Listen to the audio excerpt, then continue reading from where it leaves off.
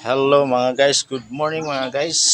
Mga stove kalandios oil dyan. Ano pang hintay nyo mga friends, relatives, mga kaibigan, kakilala, mga friends sa Facebook. Please watch this and don't forget to like, share, comment my video reels guys.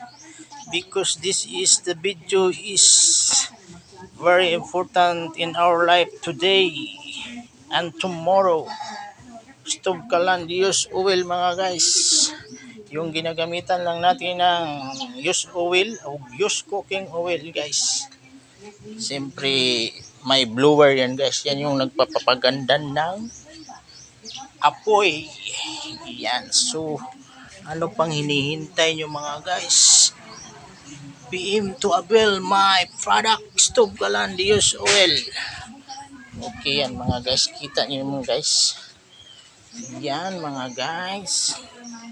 So yan pa. Yan pa yung ano mga guys. Yan pa yung available ito mga guys. Yan dalawa ito available natin mga guys. Ano pang hinintay nyo? PM ito mga guys. Anti-overflow pag nagsaing kayo mga guys.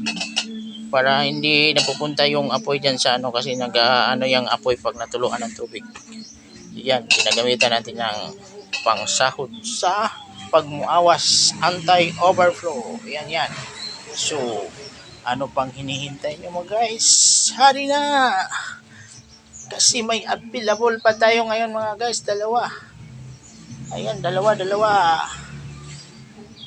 Kung sino yung gustong makatipid dyan, ito na, avail na kayo ng Stove Calandios oil mga guys. Sip itong gamitin mga guys. Mas safe pa ito sa yung stove na ginabumba gas saka sa ano mga guys. Yan. Yan yung gripo natin, yan tangke natin guys. Yan mga guys. So avail lang kayo mga guys. PM lang kayo sa FB account ko mga guys at saka yung ilalagay ko yung contact number ko guys sa comment section mga guys. Saka mga guys, don't forget to watch, comment, share my video, my reels, and don't forget to follow. Okay mga guys, thank you for watching for this video. I hope you like it and you like this. Okay, bye-bye. See you next reels. Maraming salamat po sa mga kaibigan ko, kakilala. I love you mga guys.